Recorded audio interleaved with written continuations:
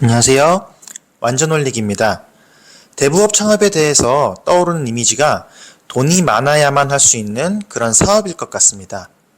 대부업은 돈을 빌려주고 그에 대한 이자를 받는 사업이기 때문에 당연히 돈이 많으면 많을수록 좋습니다. 그런데 조금만 다르게 생각을 해보면 대부업을 창업하는데 꼭 엄청나게 큰 돈이 필요한 것만은 아닙니다. 내가 필요한 만큼의 돈, 그리고 내가 직장을 다닐 때 받는 월급만큼의 수입만을 원한다면 대부업이 정말 힘들고 무조건 창업이 어려운 그런 것만은 아닙니다. 일단 창업을 위해서 얼마만큼의 자본금이 필요할지에 대해서 말씀을 좀 드리겠습니다. 가장 중요한 것은 앞서 말씀드린 것처럼 어느 정도의 수입이 내게 필요한지를 알아보셔야 합니다. 내게 필요한 수익이 어느 정도인지를 파악을 했다면 그 다음 단계로는 비용에 관한 문제입니다. 대부업체를 운영을 하게 되면 일정 부분의 비용은 당연히 소요가 되는 거고요. 어떤 항목으로 얼마만큼의 지출이 발생하는지에 대해서 예상을 해보셔야 됩니다.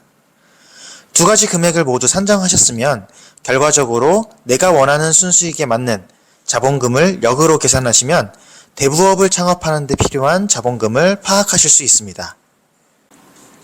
제가 예시를 들어보겠습니다. 어느 정도의 수입을 기대하느냐는 사람마다 다 다르긴 할 텐데요. 그래도 대략적으로나마 기준이 있다면 좀 더 좋을 것 같습니다. 화면을 보시면 이 사이트는 임금직무 정보 시스템이라는 사이트입니다.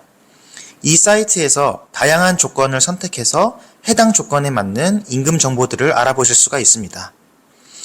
저를 기준으로 말씀을 좀 드리면 제 경우에는 적어도 대기업 직장인 평균 임금 정도로는 돈을 벌어야 하지 않을까 생각을 합니다.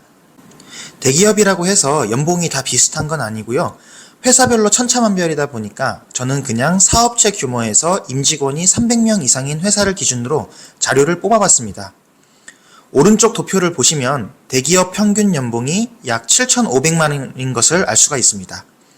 즉 대부업 창업을 통한 저희의 희망 수입은 1년에 적어도 7,500만 원은 되어야 하는 거죠. 다음은 비용입니다. 대부업체를 운영하면서 들어가는 비용은 어떤 게 있을까요? 사실 돈을 빌려주고 이자를 받는 금전대부업 또는 소비자 금융의 경우는 직원이 크게 필요가 없습니다. 사장님 혼자서도 충분히 운영을 할 수 있기 때문에 별도 직원 없이 1인 사업장으로 운영하는 것을 기준으로 했고요. 그렇기 때문에 따로 인건비는 책정하지 않았습니다. 그 외에는 사무실 임대료라든지 식비, 기장료 등등 합쳐서 월 100만 원 정도면 되지 않을까 싶습니다. 만약에 강남에 있는 큰 사무실을 임대했다고 가정을 하면 당연히 비용이 더 커지겠지만 굳이 그러지 마시고요. 요새 소호 사무실, 공유 오피스, 1인실 등록하시면 한 달에 30에서 40만 원 정도로 충분히 사용이 가능합니다. 아무튼 이렇게 금액을 잡으면 이런 비용들이 연간 1,200만 원 정도 이렇게 발생하게 됩니다. 앞서 말씀드린 대로 대기업 직장인 평균 정도의 수입을 목표로 할 건데요. 이제 수입과 지출을 파악했으니까 이 데이터를 가지고 역으로 계산을 해보겠습니다. 순수입은 연간 7,500만 원이 필요하고 비용으로 지출되는 게 1,200만 원입니다. 그래서 최종적으로는 1년에 8,700만 원을 벌어야 목표를 달성할 수가 있는 거죠. 예전 영상에서 대부업체의 연수익률이 약 15%라고 말씀을 드려서 이 수익률을 기준으로 역산을 해보겠습니다. 8,700만 원 나누기 15% 해서 총 5억 8천만 원이 필요한 자본금이라는 것을 알 수가 있습니다. 5억 8천만 원이 있으면 1년에 7,500만 원의 소득이 발생하게 되는데 어떤가요? 자본금이 너무 많이 필요한가요?